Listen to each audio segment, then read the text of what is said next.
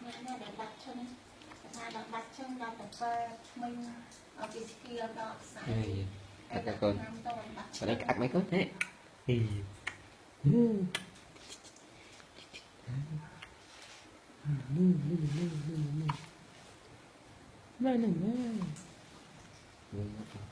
con ơi vậy đi má con nè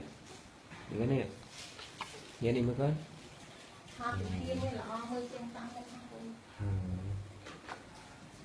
cái gì hai con đấy anh lấy nhá con này hạt kê nhá con này tít